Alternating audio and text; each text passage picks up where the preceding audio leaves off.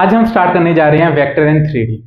आपके class 12th का सबसे ज़्यादा इंपॉर्टेंट चैप्टर है vector and 3D। JEE Mains के अंदर और जेई एडवांस के अंदर भर भर के क्वेश्चन आते हैं इसके। जेई मेंस के अंदर अगर मैं बताऊं तो 2 से 3 क्वेश्चन तक आप एक्सपेक्ट कर सकते हैं और जेई एडवांस के अंदर तो 5 से लेके 6 क्वेश्चन तक आप एक्सपेक्ट कर सकते हैं। ठीक है, तो वेटेज तो डेफिनेटली बहुत ज़्यादा है। और एक और बात कि ये जो चैप्टर है ना, आपका ज़्यादा टाइम भी नहीं लेता। मतलब 2 से 3 क्वेश्चन कितना हो गया, 10% हो गया आपका ओवरऑल मैथ का जो सिलेबस है उसके। आपके 25 क्वेश्चन आते हैं, उसमें से 2 से 3 क्वेश्चन अगर आपके आ जा रहे हैं और उसके लिए आपको सिर्फ कितने चैप्टर आपको डिवोट करने पड़ रहे हैं, सिर्फ लगभग 18 से 20 चैप्टर। 18 से 20 लेक्चर के अंदर आप बिल्कुल बेसिक से लेके एडवांस लेवल तक आप इस चैप्टर को कर सकते हैं। सभी क्वेश्चंस हो जाएंगे। हाँ, इसके आपको प्रीवियस ईयर में काफी क्वेश्चन मिलेंगे, मतलब पिछले 5 से 6 सालों में ही लगभग 300 से 400 क्वेश्चन। ठीक है, 2019, 20, 21, 22, 23, 24, 25 इतनों के अगर आप प्रीवियस ईयर कर लेना वो भी मोर देन इनफ है। ठीक है, अगर आप पीछे वाले कर पाए तो बढ़िया, बट पीछे आने वाले ये जो 5-6 साल है इनमें इतने ज्यादा अच्छे क्वेश्चन आ चुके हैं और 300 से 400 क्वेश्चन बहुत होते हैं।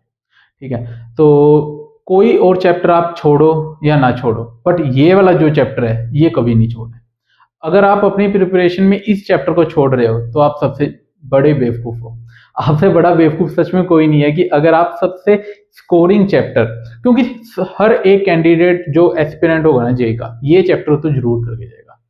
ठीक है, तो ज्यादा बातें नहीं करते हैं, इस चैप्टर को हम स्टार्ट करते हैं। बिल्कुल बेसिक से लेके जाएंगे, वेक्टर क्या होता है, वेक्टर का रिप्रेजेंटेशन क्या होता है, टाइप ऑफ वेक्टर क्या होता है, उस पर क्वेश्चन करेंगे, स्केलर प्रोडक्ट, डॉट प्रोडक्ट, सब कुछ होगा बेसिक से लेके एडवांस। स्टार्ट करते हैं। तो वेक्टर एंड 3D हेडिंग लिख लेते हैं, वेक्टर एंड 3D। तो जैसा आपने फिजिक्स के अंदर पढ़ा होगा, ठीक है, फिजिक्स के अंदर क्या आपने पढ़ा है कि जो फिजिकल क्वांटिटीज होती हैं वो 2 टाइप की होती हैं। आपकी फिजिकल क्वांटिटीज 2 टाइप की होती है। 2 टाइप वो कौन से होते हैं? एक तो होती है वेक्टर और एक होती है स्केलर। वैसे एक और होती है टेंसर, लेकिन वो आपके काम की नहीं है अभी। तो हमारा जो फोकस होगा वो वेक्टर और स्केलर पे। अब जो वेक्टर क्वांटिटीज होती हैं वो क्या होती है कि इनके पास मैग्नीट्यूड भी होता है और डायरेक्शन भी होती है। ठीक है, magnitude as well as direction. Scalar quantities कौन सी होती है? इनके पास अकेला मैग्नीट्यूड होता है बट नो डायरेक्शन। ठीक है, आपको नोट्स ऐसे बनाने की जरूरत नहीं है, वो तो मैं ऐसे लिख रहा हूं क्योंकि टेलीग्राम पे आपको मेरे नोट्स मिल जाएंगे, अच्छे से लिखा हुआ है मैंने, थ्योरी का आपको कोई टेंशन नहीं है और क्वेश्चंस उसके अंदर बहुत दिए हैं। आपको क्या करना है कि बस जो मैं करवाऊं वो करो। आप जब मैं कहूं कि क्वेश्चन पोज करो और ट्राई करो तब आप करो, और फिर उसके बाद आपको टेलीग्राम में जो नोट्स मिलेंगे उससे रिवाइज करना है और उसके अंदर जो प्रैक्टिस क्वेश्चंस डीपीपीज है वो सॉल्व करनी है। आपको कोई एक्स्ट्रा कुछ बुक नहीं करने की जरूरत है, कुछ भी नहीं, जितना मैं दूंगा मोर देन इनफ है। ठीक है, आप अगर उतना ही कर लें वही बहुत है। तो चलते हैं, वेक्टर हो जाता है आपका मैग्नीट्यूड प्लस डायरेक्शन, और स्केलर जो क्वांटिटीज होती है उनके पास अकेला मैग्नीट्यूड होता है बट डायरेक्शन नहीं। एग्जाम्पल, सबसे फेमस एग्जाम्पल वेलोसिटी। आपका वेलोसिटी होती है वो वेक्टर होती है, एक्सेलरेशन हो जाती है, फोर्स हो जाती है, ये सब एग्जाम्पल है आपके वेक्टर क्वांटिटीज। स्केलर के अंदर आपका क्या आ जाता है? जैसे कि मास, टाइम, स्पीड। ठीक है, अब आपको फील नहीं आई होगी तो मैं फील दिला देता हूं। फील कहते हैं, आपने कहीं पे ये नहीं सुना होगा कि भाई नॉर्थ डायरेक्शन में 10 केजी मास लग रहा है, नहीं, ऐसा कुछ नहीं सुना होगा। या फिर साउथ डायरेक्शन में 2 AM हो चुका है, ऐसा नहीं होता ना। ये टाइम पे ये डिपेंड नहीं है ये वाले क्वांटिटी। बट अगर यहाँ पे मैं देखूं कि मैं इस डायरेक्शन में 10 न्यूटन की फोर्स लगा रहा हूं तो वो एक अलग बात है। फिर मैं कहूं कि मैं इस डायरेक्शन के अंदर 10 न्यूटन की फोर्स लगा रहा हूं तो वो अलग बात है। ठीक है, दोनों में मैग्नीट्यूड तो सेम है फोर्स का, बट डायरेक्शन बदल चुकी है। इसमें ऐसे लग रही है और ऐसे। एक्सेलरेशन का भी सेम यही है कि मैं ऐसे एक्सेलरेट कर रहा हूं या फिर पीछे आ रहा हूं तो मतलब डी एक्सेलरेट कर रहा हूं। तो मतलब ये सभी क्वांटिटीज वो हैं जिनके पास मैग्नीट्यूड डायरेक्शन दोनों है, बट स्केलर क्वांटिटीज में डायरेक्शन नाम की कोई चीज नहीं होती, बस उनका मैग्नीट्यूड होता है। ठीक है, तो इसके बाद एक बात आती है कि ये ट्रायंगल लॉ को ओबे करते हैं, ट्रायंगल लॉ ऑफ एडिशन को ओबे करते हैं, triangle law of addition vector quantities. But जो स्केलर क्वांटिटीज होती हैं वो ओबे नहीं करती, डजंट ओबे, डजंट ओबे। मैं पूरा पूरा ऐसे लिख नहीं रहा हूं, ठीक है, नोट्स के अंदर क्योंकि लिखा ही हुआ है, जो मैं बोल रहा हूं आप बस उस पर ध्यान दें। आपका जब भी लेक्चर देखें मेन फोकस होना चाहिए कि जो जो मैं बोल रहा हूं एक एक बात आप सुनते जाएं, क्वेश्चन करें, सबसे ज्यादा। ठीक है, तो ये तो बस ऐसे छोटी सी बातें हो गई। फिर हम आगे चलते हैं कि रिप्रेजेंट कैसे करते हैं। कोई भी जो आपका एक वेक्टर होएगा उसको मैं रिप्रेजेंट कैसे करूंगा। Representation of vector, representation of vector, ये एरो बेसिकली हम लाइन सेगमेंट कहते हैं उसको, तो ये आ जाता है आपका, इसको हम लाइन सेगमेंट कह लो आप या एरो कह लो, एक ही बात है। तो ये आ गया आपका वेक्टर। तो इसके अंदर जो ये पॉइंट होता है, इसकी ये होती है टेल और ये होता है हेड। टेल को मैं इनिशियल पॉइंट भी कह देता हूं, इनिशियल पॉइंट, और ये जो हेड होता है वो टर्मिनेटिंग पॉइंट होता है, टर्मिनेटिंग पॉइंट। बेसिकली स्टार्ट हो रहा है और यहां पे एंड हो रहा है। और ये जो आपका एरो है ये डायरेक्शन दिखा रहा है। कई बार हम ऐसे भी दिखा देते हैं कि हाँ, कि इसको ऐसे आप कर लें, और ये भी आपका वेक्टर है ऐसे। इसके अंदर ये जो एरो है ये डायरेक्शन दिखा रहा है कि ये इस तरफ को है ये वेक्टर। अगर मैंने एरो ऐसे लगा दिया होता तो मैंने डायरेक्शन बदल दी। ठीक है, तो ये जो एरो है आपका ये डायरेक्शन दिखाता है। ये एरो की जो लेंथ है, मतलब यहां से लेके यहां तक, ये इसका दिखाता है मैग्नीट्यूड, मैग्नीट्यूड।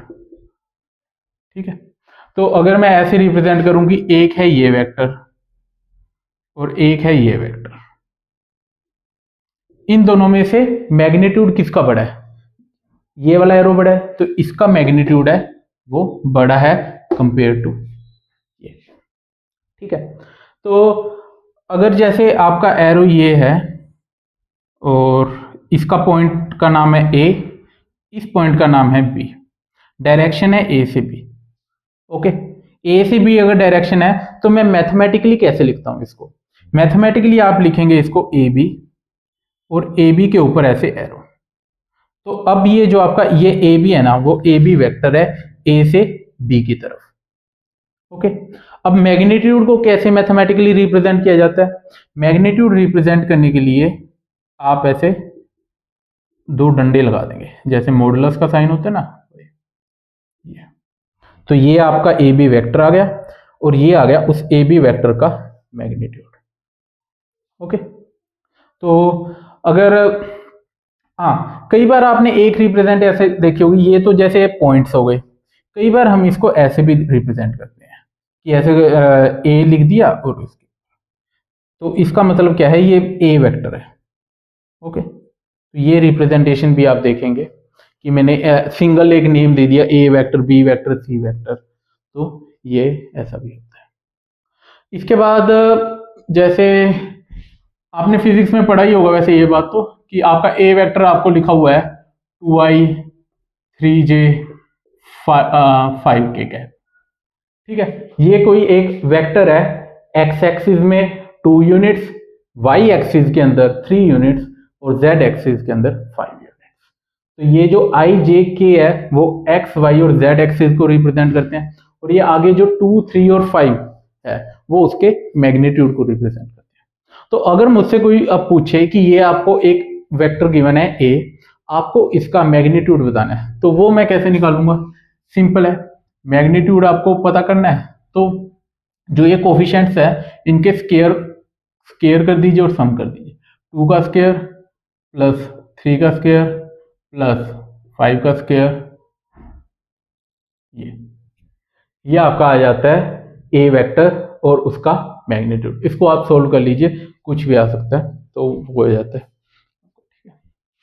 तो ये तो अभी सभी छोटी छोटी बातें हैं हम कर रहे हैं। आई होप इतना तो आपने वैसे +1 के अंदर फिजिक्स के अंदर पढ़ा ही होता है और अभी तक तो आप ये यूज कर भी रहे होंगे। ट्रायंगल ऑफ एडिशन क्या होता है वो मैं आपको आगे बताऊंगा। ठीक है, आगे चलते हैं। अब हम करते हैं angle between the vectors.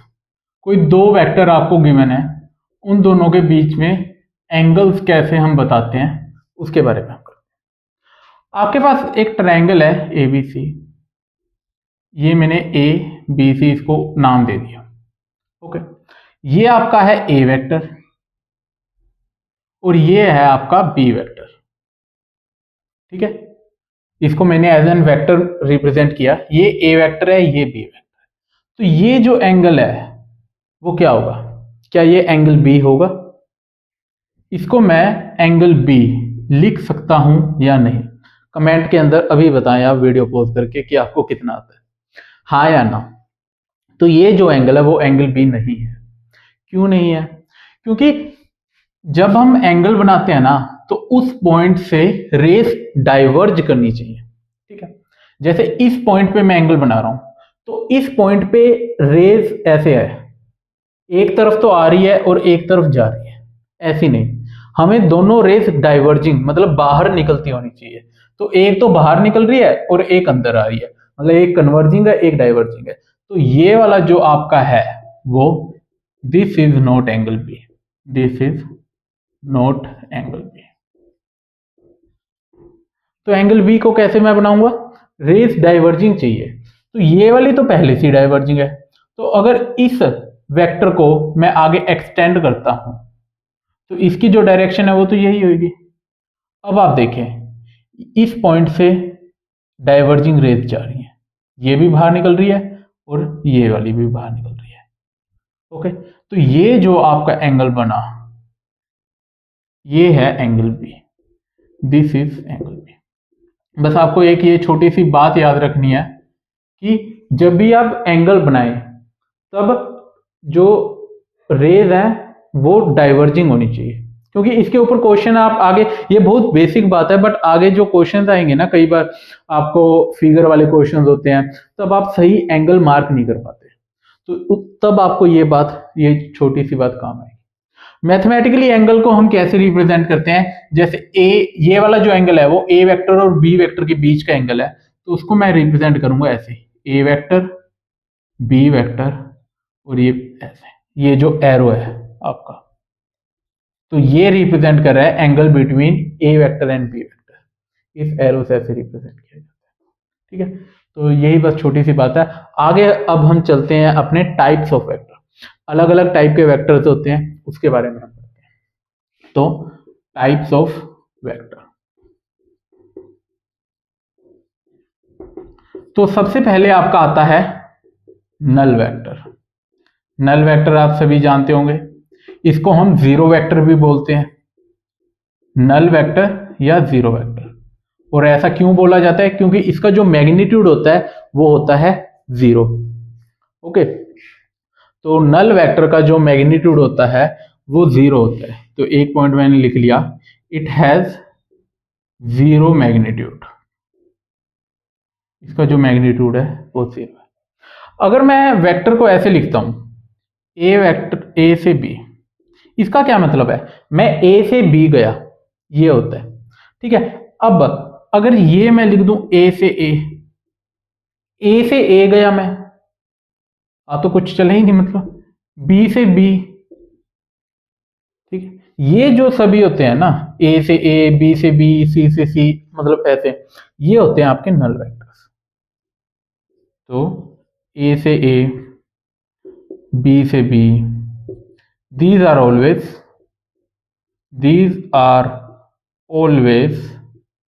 null vector, null vector। तो ये आपके हमेशा null vector. A to B आपका नल वेक्टर है या नहीं, उसके लिए हम उसका मैग्नीट्यूड देखेंगे। मैग्नीट्यूड अगर जीरो है तब वो नल वेक्टर है, नहीं तो वो नल वेक्टर नहीं है। ठीक है, तो ये आ गया। तो इसके बाद मैं क्या कह सकता हूं कि जो नल वेक्टर होते हैं ना उनकी कोई डायरेक्शन नहीं होती है फिक्स। ठीक है, तो वो किसी भी डायरेक्शन में हो सकते हैं।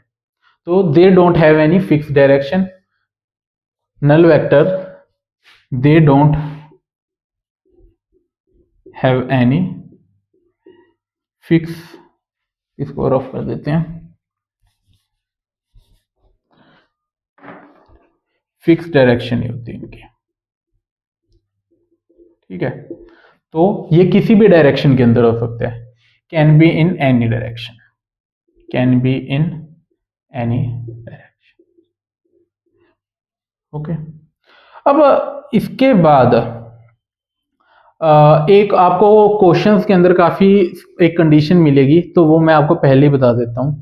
नल वेक्टर को आपको पहचानने का एक क्या तरीका है, अगर आपको क्वेश्चन में गिवन हो A क्रॉस B 0 है आपका, मैंने अभी नहीं पढ़ाया क्रॉस प्रोडक्ट, बट आपको फिजिक्स में पता ही होगा क्रॉस प्रोडक्ट क्या होता है। ठीक है, A क्रॉस B अगर आपका 0 है और A डॉट B है वो भी आपका 0 है। ठीक है, फिजिक्स में आपने पढ़ा होगा A क्रॉस B 0 होने का क्या मतलब है कि जो A है वो पैरेलल है B के, A वेक्टर और B वेक्टर पैरेलल है। और A डॉट B 0 होने का मतलब क्या है कि A वेक्टर परपेंडिकुलर है B वेक्टर के। ओके, तो ये कैसे हो सकता है कि एक वेक्टर उसके परपेंडिकुलर भी है और एक वेक्टर वही सेम वेक्टर उसके पैरेलल भी है। तो ये तभी हो सकता है जब दोनों में से कोई एक नल वेक्टर हो। कैसे? जैसे कि मैंने मान लिया A आपका नल वेक्टर है, तो B आपका ये ऐसे है, B वेक्टर मैंने ऐसे लिख दिया।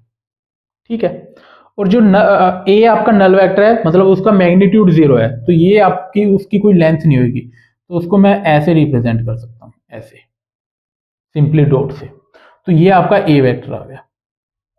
तो अब इस डॉट को आप इसके पैरेलल भी मान सकते हैं इस एरो के, और इसके परपेंडिकुलर भी मान सकते हैं।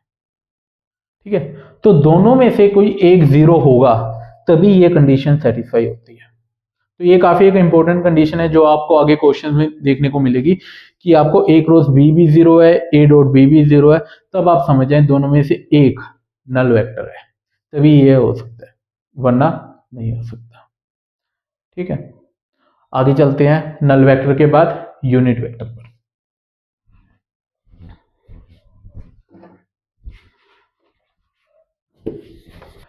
अगला है unit vector.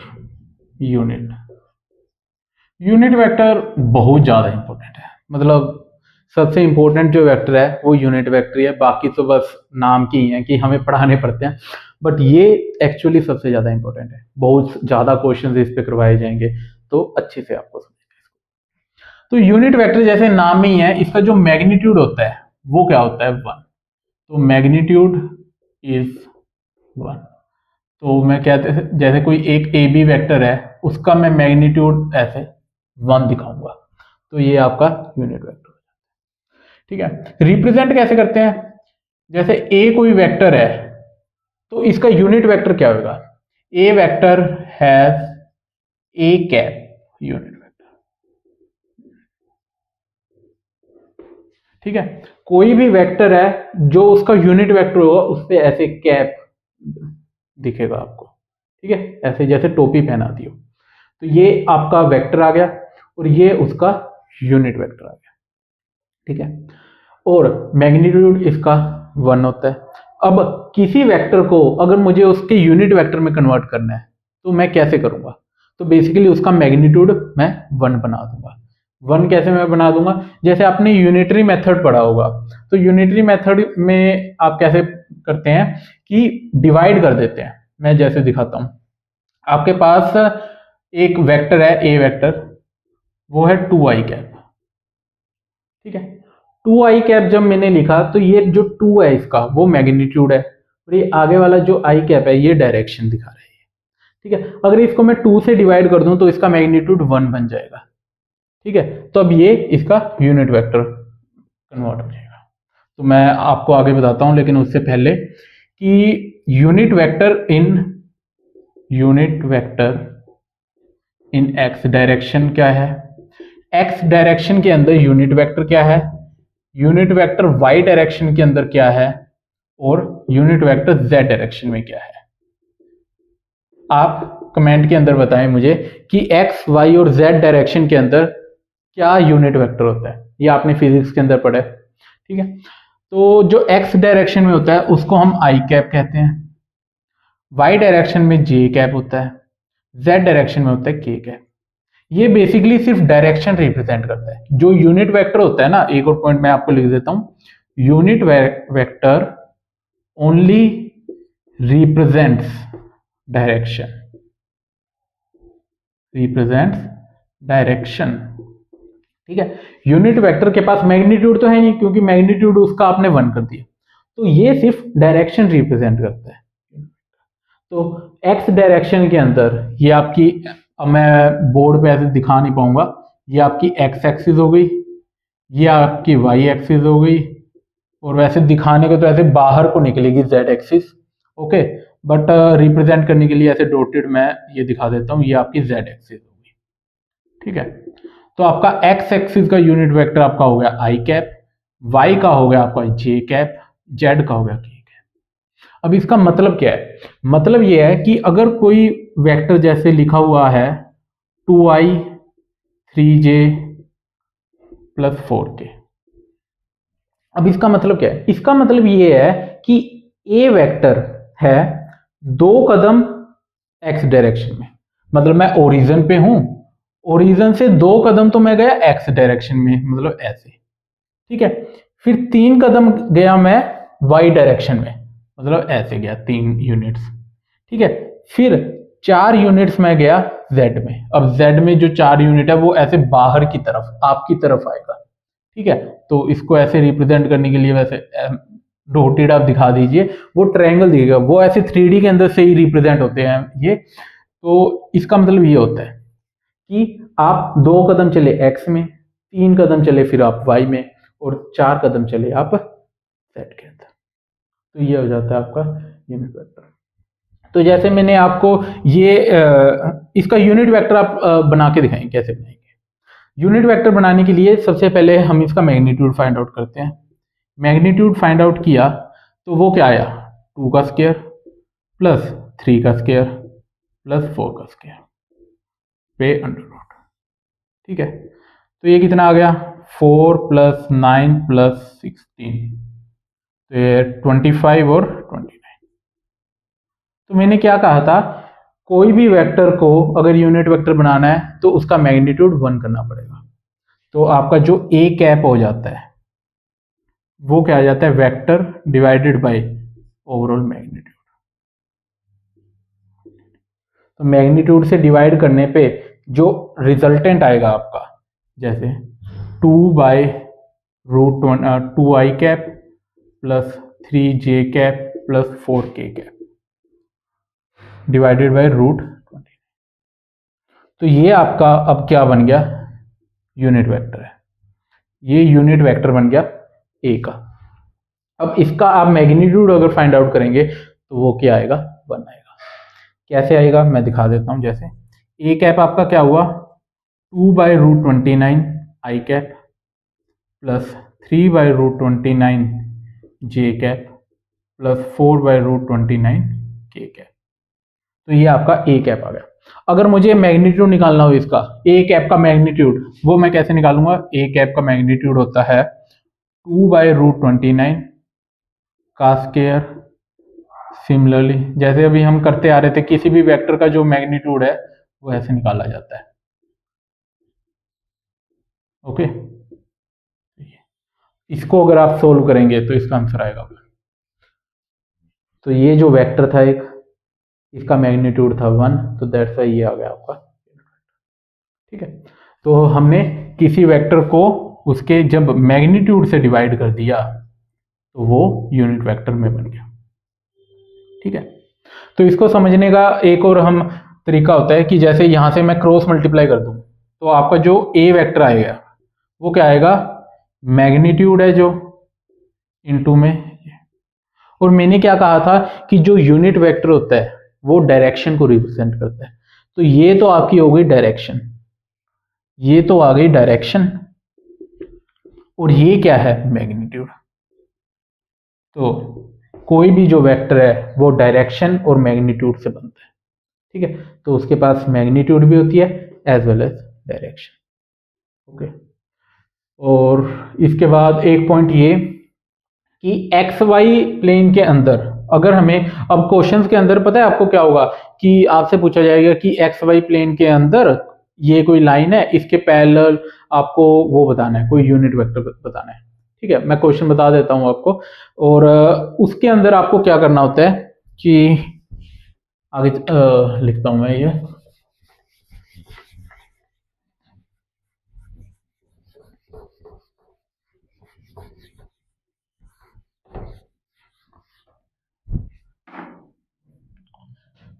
Unit vector, fifth point होगा ये शायद, unit vector in x y plane अगर आपको लेना हो तो आप क्या लेंगे? Unit vector in x y plane is plus minus cos theta i cap plus sine theta j cap. ठीक है, तो ये जो यूनिट वेक्टर है वो आपका क्या होगा? एक्स वाई प्लेन के अंदर होगा। एक्स वाई प्लेन में यूनिट वेक्टर कैसे होगा? इसका आप मैग्नीट्यूड अगर चेक करें, मैग्नीट्यूड कैसे हम फाइंड आउट करेंगे? कोस थीटा का स्क्वायर प्लस साइन थीटा का स्क्वायर का अंडर रूट, तो ये कितना होता है? 1। तो इसका मैग्नीट्यूड 1 है, तो ये आपका क्वेश्चन कैसे आता है उससे आप ज्यादा बेटर समझेंगे। क्वेश्चन है फाइंड द यूनिट वेक्टर, आपको यूनिट वेक्टर बताना है parallel to x minus 1 is equal to 1। ठीक है, ये क्वेश्चन है। x minus y is equal to 1 एक लाइन है, इसके पैरेलल एक यूनिट वेक्टर आपको बताना है, तो कैसे करेंगे इस क्वेश्चन में? तो एक्स वाई के अंदर है, आप ये देख सकते हैं, तो यूनिट वेक्टर क्या होता है? होता है कोस theta i cap plus sine theta j cap plus minus का। ठीक है, तो उसके लिए मुझे थीटा चाहिए। थीटा मैं कैसे निकालूंगा? आप इसको y is equal to M X plus C इस फॉर्म में चेंज कर लीजिए, तो मैं वो अगर करूंगा y is equal to x minus 1 आ जाएगा। तो यहां से जो m की वैल्यू है वो 1, that is tan theta. m अगर आपका 1 है तो टेन थीटा कितना हो गया? 45। टेन थीटा हो गया 1, तो थीटा आ गया आपके पास 45 डिग्री। ठीक है, ये स्ट्रेट लाइन में आपने बेसिक पढ़ा ही होता है ना, y equal to M X plus C, तो उसके अंदर x का जो कोफिशिएंट होता है वो m होता है, वो टेन थीटा होता है, स्लोप बेसिकली होती है, तो वहां से थीटा की वैल्यू आ गई 45 डिग्री। ठीक है, तो अब जो यूनिट वेक्टर इसका आपका आंसर होएगा वो क्या होगा? Plus minus cos theta cos 45 degree plus sine theta sine 45 degree sine 45 degree J cap, और ये आ गया आई कैप। ठीक है, अब यहां से मैं क्या करूंगा? कोस 45 1 बाई रूट 2 होता है, तो ये आ गया 1 बाई रूट 2 आई कैप, तो ये 1 बाई रूट 2 जे कैप, तो ये आ गया आपके पास। तो इसका आंसर क्या है कि ये एक ऐसा यूनिट वेक्टर है। अब मैं इसको कुछ भी रिप्रेजेंट कर देता हूँ, ए से रिप्रेजेंट कर देता हूँ। ठीक है, तो ये एक ऐसा यूनिट वेक्टर है जो पैरेलल है इसके। ठीक है, अब मैं थोड़ा सा ग्राफिकली आपको बताता हूँ। ग्राफिकली कैसे? अगर मैं इसको प्लॉट करूं तो वो क्या आएगी? इंटरसेप्ट है -1 का और स्लोप 45, तो ये आपकी लाइन है y is equal to x minus 1। ठीक है, अब इसके पैरेलल एक यूनिट वेक्टर मुझे बताना था, तो वो था आपका क्या कहते हैं, ये प्लस माइनस ये, तो वो पैरेलल ये आ गया आपका।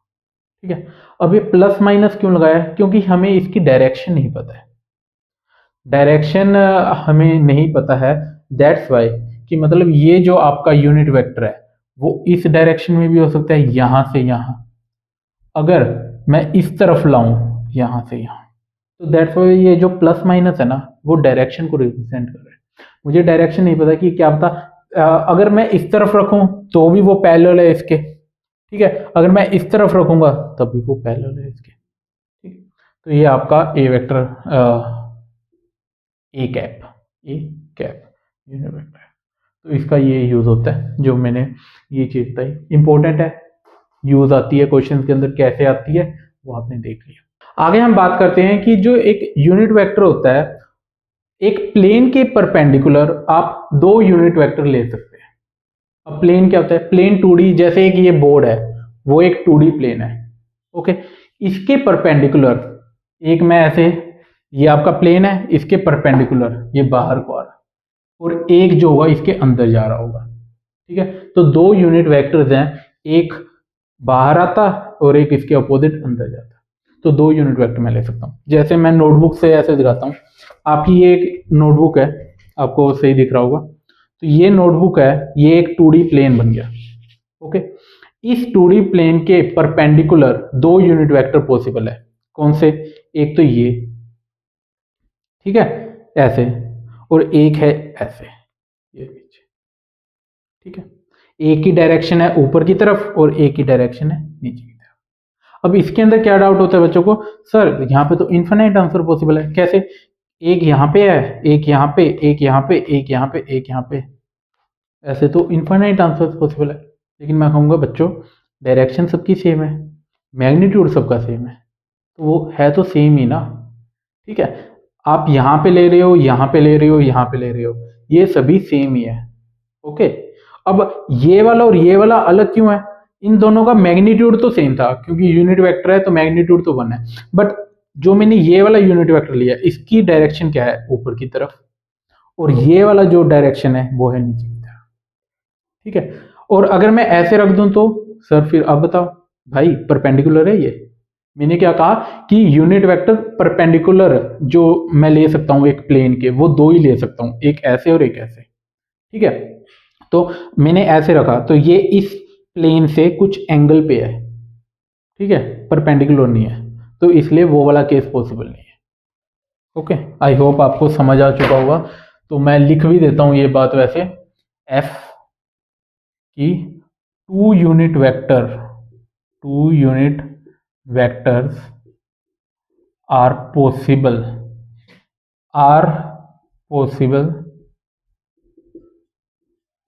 परपेंडिकुलर टू अ प्लेन, ठीक है। और प्लेन आपका 2D होता है, ये आपको पता होना चाहिए। अब एक लाइन के परपेंडिकुलर में कितने यूनिट वेक्टर ले सकता हूं, आप ये बताएं। यहां पे तो ये था, अब एक लाइन क्या होती है, 1D होती है, उसके परपेंडिकुलर आप इनफाइनाइट यूनिट वेक्टर ले सकते हैं, वो कैसे मैं वो बताता हूं। अब वैसे तो ये देखा जाए 3D है, बट आप इमेजिन करें कि ये एक लाइन है, ठीक है, इसकी कोई चौड़ाई नहीं है, सिर्फ ऐसे लंबा है ये, ठीक है, ना इसकी कोई हाइट है ना इसकी विड्थ है, विड्थ भी नहीं है हाइट भी नहीं है, सिर्फ ये ऐसे लंबी है, एक लाइन है, ठीक है। तो ये जो यूनिट वेक्टर होगा क्या वो इसके परपेंडिकुलर है इस लाइन के, डेफिनेटली है, क्योंकि ये इस के अंदर इस एक्सिस में है और ये इस एक्सिस में, एक्सिस ही इन दोनों की अलग है, तो ऑब्वियसली आपका ये 90 डिग्री में है एकदम। अब मैंने ऐसे कर दिया एंगल, अब क्या हुआ, ये दोनों परपेंडिकुलर है, ये अभी भी परपेंडिकुलर है। अब कई बच्चों को लग रहा होगा सर ये तो ऐसे एंगल बना, नहीं मेरे भाई ये 1D है। अब ये दिख, चलो इसके अंदर 3D रहा है, मेरे पास कोई 1D ऑब्जेक्ट है नहीं है, तो ये 1D है, ओके। तो इसके अंदर ये जो, अगर मैं ये एंगल आप देखें ऐसे ऐसे ऐसे, ठीक है, ये मैं कर रहा हूं, ये सभी दूसरे प्लेन दूसरे एक्सिस में जा रहे हैं, तो ये सभी इसके परपेंडिकुलर ही हैं, ठीक है।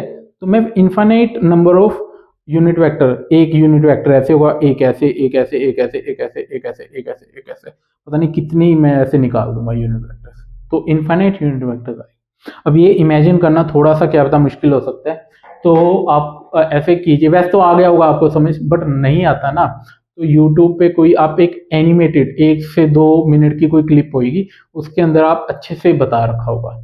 अगर मुझे कोई अच्छी वीडियो मिलती है तो मैं उसका लिंक पिन में दे दूंगा, तो आप वहाँ वो जाके देख सकते हैं, क्योंकि वो थोड़ा एनिमेशन से आपको 3D में अच्छे से समझ आ जाएगा।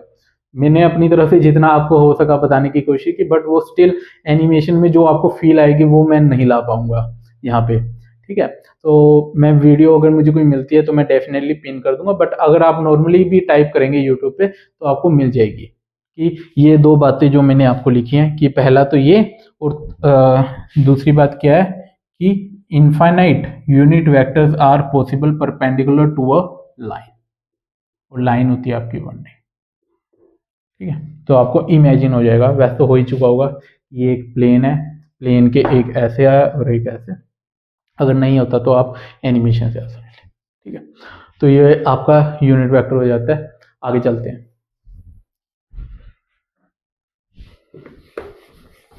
आगे आता है free and localise vectors. Free and localise vector, जैसे ही नाम से हम जानते हैं फ्री है, मतलब वो कहीं पे भी ऐसे घूम फिर सकते हैं, वो फ्री है। लोकलाइज मतलब फिक्स है वो कहीं पे। ठीक है, तो फ्री वेक्टर्स कौन से होते हैं कि जब हम उनको, जैसे कि ये एक वेक्टर है ए वेक्टर, इसकी डायरेक्शन है ये। ठीक है, अब मैं इसको इसके पैरेलल ऐसे शिफ्ट कर देता हूं, मैंने ऐसे शिफ्ट कर दिया पैरेलल, जो इफेक्ट है ना वो सेम रहता है इनका। ठीक है, जो इफेक्ट इसका यहाँ पे था वही इफेक्ट इसका यहाँ पे है। आप इसको इसकी पोजीशन के रिस्पेक्ट में और स्पेस में ऐसे कहीं पे भी ला सकते हैं, बस मैग्नीट्यूड आप सेम रखें। ऐसे थोड़ा सा मैंने गलत बना दिया होगा। ठीक है, तो ये आपके फ्री वेक्टर्स होते हैं, they are free to move anywhere. ठीक है, their effect remain same. Example, जैसे डिस्प्लेसमेंट वेक्टर है आपका, जैसे मैंने कहा कि 5 मीटर टुवार्ड्स ईस्ट। ठीक है, 5 मीटर टुवार्ड्स ईस्ट आपकी डिस्प्लेसमेंट है। ठीक है, अब आप उसको आगे पीछे कर सकते हैं, तो वो रहेगी तो 5 मीटर डिस्प्लेसमेंट ना, तो उससे जो इफेक्ट है उसका वो तो चेंज नहीं हुआ। ठीक है, तो वो आपका फ्री वेक्टर आ जाता है। मतलब इतना वैसे बहुत ज्यादा इंपॉर्टेंट वाली वो कुछ नहीं है, बट हाँ थोड़ा है तो ऐसे बता देते हैं कि इफेक्ट सेम रहता है, मैग्नीट्यूड एंड जो डायरेक्शन है, मैग्नीट्यूड और डायरेक्शन को हमने नहीं बदला। तो जो मैग्नीट्यूड और जो डायरेक्शन थी ना, वो अभी भी डायरेक्शन इस तरफ है और इसकी भी इस तरफ है। ठीक है, तो मैग्नीट्यूड और डायरेक्शन रिमेन सेम। अगर ये दोनों चीजें सेम है तब आपका जो इफेक्ट आएगा वो भी सेम आएगा। तो इसके अंदर जो पॉइंट ऑफ एप्लीकेशन है ना, कि मैं कहां पर कर रहा हूं, यहां पे या यहां पे, वो चीज मैटर नहीं करती। ठीक है, अब अगर आपका इफेक्ट बदल जाता है पॉइंट ऑफ एप्लीकेशन के बदलने से, कि मतलब यहां पे तो कुछ अलग इफेक्ट है इसका, यहां पे कुछ अलग इफेक्ट है, तब वो है आपका लोकलाइज वेक्टर। ठीक है, तो ये आपका हो गया फ्री वेक्टर। और इफ इफेक्ट चेंजेस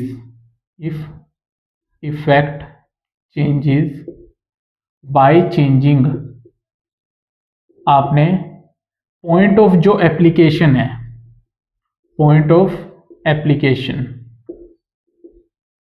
आपने पॉइंट ऑफ एप्लीकेशन का को चेंज किया, तो उससे जो इफेक्ट था वो चेंज हो गया, तब वो है आपका लोकलाइज्ड वेक्टर। ओके, तो इसके अंदर जो मैग्नीट्यूड और डायरेक्शन थी वो आपने सेम रखी, मैग्नीट्यूड एंड डायरेक्शन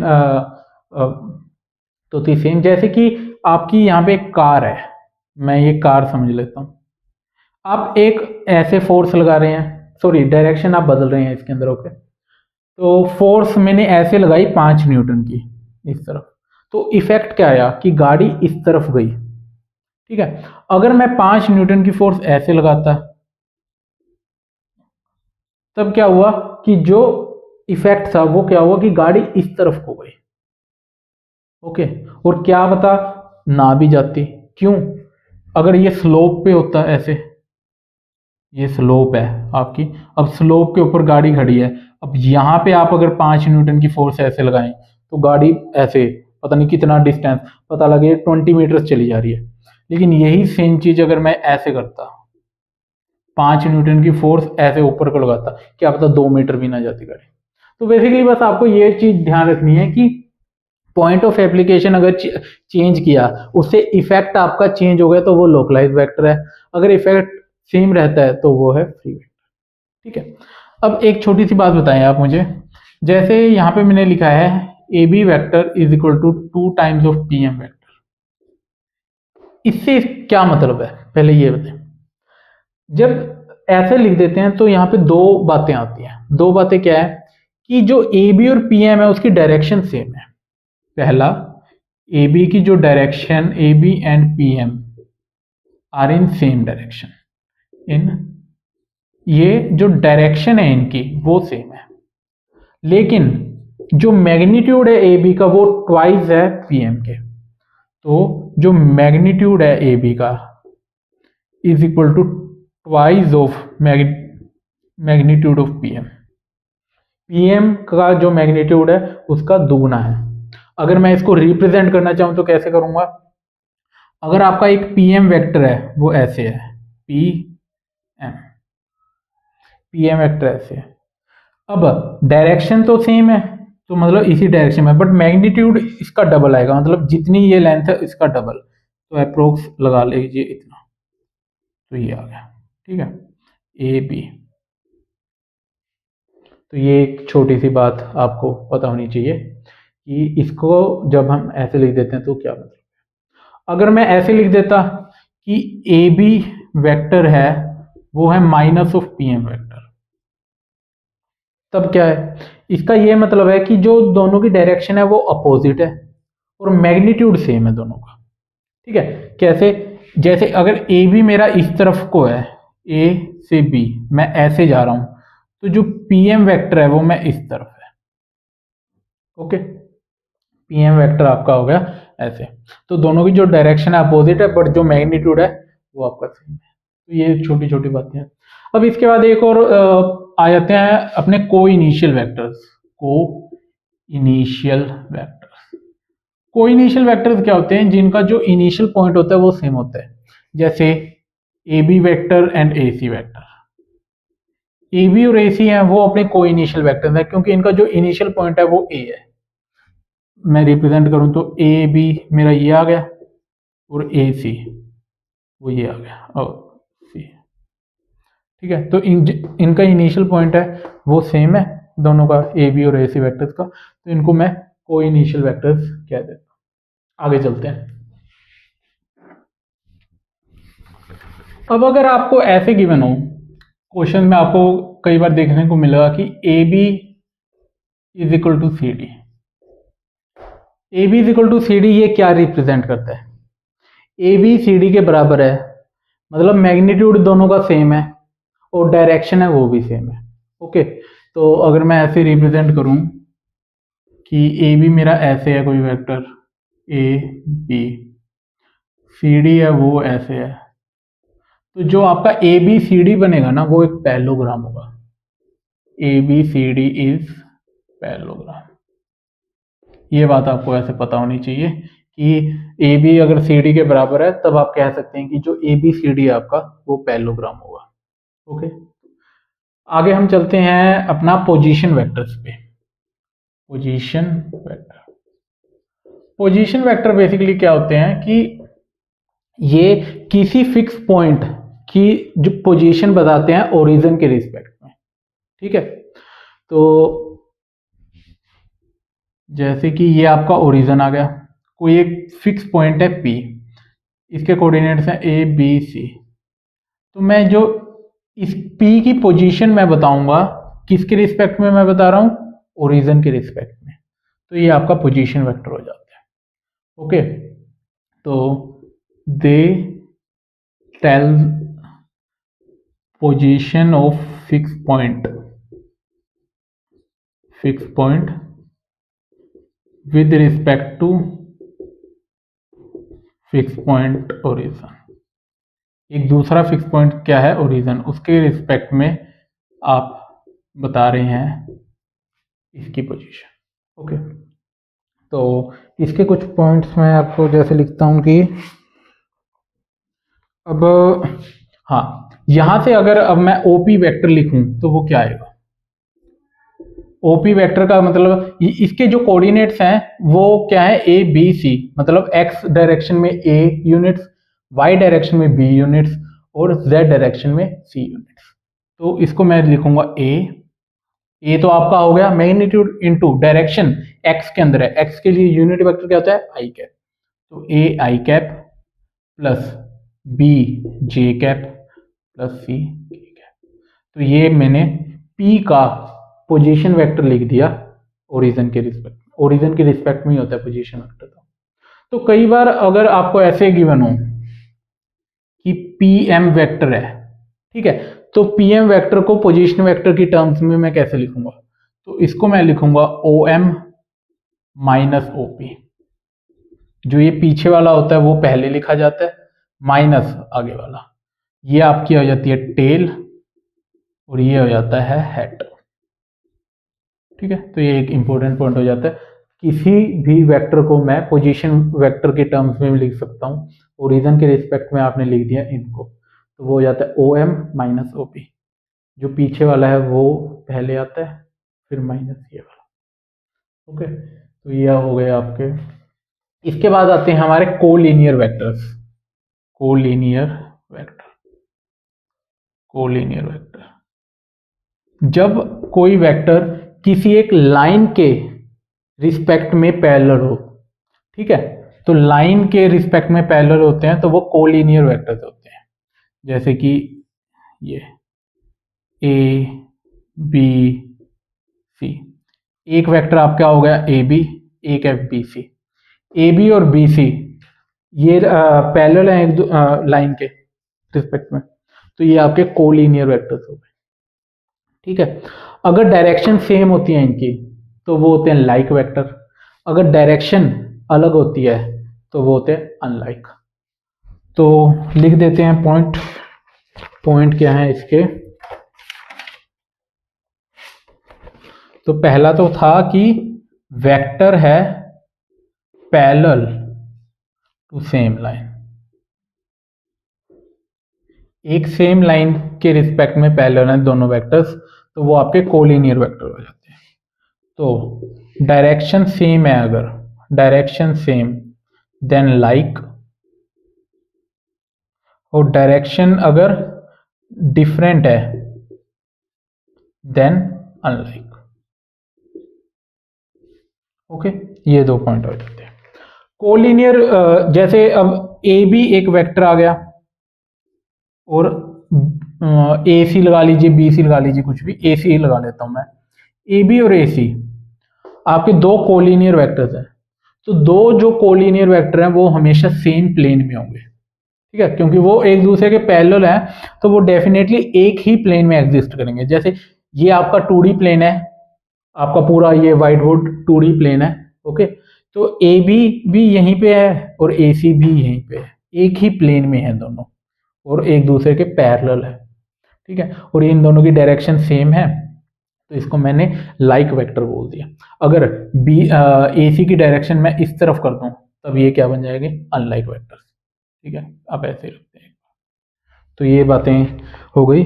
और इसके बाद क्या है कि हाँ, इसको रिप्रेजेंट जैसे A B lambda times A C, A B और ए सी अगर कोलिनियर वेक्टर हैं तो उनको मैं मैथमेटिकली ऐसे लिख सकता हूँ, ठीक है। तो ये क्या रिप्रेजेंट कर रहा है? A B and A C are collinear vector. अगर लैम्डा पॉजिटिव है आपका तो इन दोनों की डायरेक्शन है सेम, तो वो है लाइक वेक्टर। अगर लैम्डा आपका नेगेटिव है तब इनकी डायरेक्शन अपोजिट है, तो वो अनलाइक वेक्टर बन जाते हैं, ओके। तो इसके अंदर और कुछ है तो देन हाँ, एक और बात आपको ऐसे पता होनी चाहिए कि अगर ऐसे गिवन हो कि A B and A C, A B and C D, अगर क्वेश्चन में ऐसे गिवन है, आप एग्जांपल समझे कि ए बी एक वेक्टर है और सी डी एक वेक्टर है, okay, are parallel, A B and C D are parallel to each other, तो उनको मैं मैथमेटिकली क्या लिख सकता हूं कि ए बी लैम्डा टाइम है सी डी के, ठीक है। वो लैम्डा क्या है वो तो क्वेश्चन में जो कंडीशंस गिवन होगी वहां से मैं फाइंड आउट करूंगा, बट अगर मुझे ऐसे गिवन है कि ए बी और सी डी है वो पैरेलल है एक दूसरे के, तो मैं लिख सकता हूँ कि ए बी है वो लैम्डा टाइम है सी डी के, ओके। तो यही बातें हैं हमारी कोलिनियर वेक्टर्स के लिए। अब हम आगे चलते हैं, बेस वेक्टर्स पढ़ते हैं क्या होता है।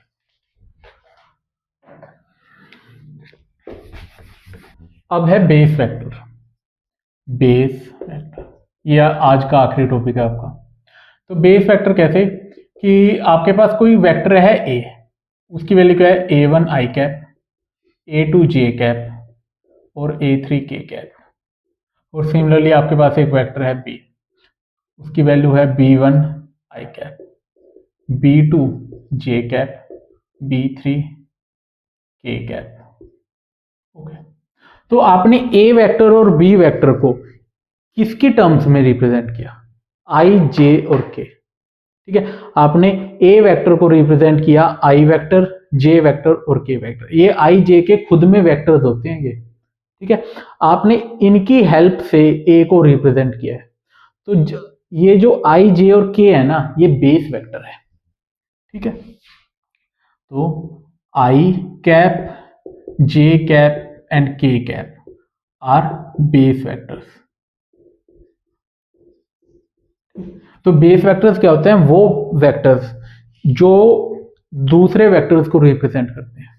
तो यहाँ पे आई जे के मिलके ए को रिप्रेजेंट कर रहे हैं, यहाँ पर आई जे के मिलके बी को रिप्रेजेंट कर रहे हैं। तो ये बेस वेक्टर्स आ जाते हैं। तो बेसिक बिल्डिंग ब्लॉक्स हैं ये, जैसे कि हम पढ़ते हैं ना सेल्स होते हैं building blocks of the life, तो वैसे ही आपके जो ये बेस वेक्टर्स हो जाते हैं वो बिल्डिंग ब्लॉक हो जाते हैं ये ऐसे ए और बी वेक्टर्स के। ओके, अब ये तो हो गया पहला पॉइंट। अब दूसरी बात क्या कि कोई भी दो बेस वेक्टर, जैसे आई जे के बेस वेक्टर है, तो कोई भी दो बेस वेक्टर को हम एक दूसरे की टर्म्स में रिप्रेजेंट नहीं कर सकते। कैसे कि आई को मैंने लिख दिया 2j, ये जो चीज लिखी है वो गलत है। यहां पर मैं आई को रिप्रेजेंट करना चाह रहा हूं जे की टर्म्स में। ठीक है, बट आई और जे तो खुद में ही बेस वेक्टर्स है, तो ये ऐसे एक दूसरे की टर्म्स में रिप्रेजेंट नहीं किया जा सकता। आई को आप आई की टर्म्स में लिखेंगे, जे को जे की टर्म्स में, के को के की टर्म्स में। ठीक है, तो इसलिए जब आपने देखा होगा कि आप कंपेयर करते हैं तो आई वाला आई के साथ कंपेयर करेंगे, जे वाला जे के साथ, के वाला के साथ। So no two base vector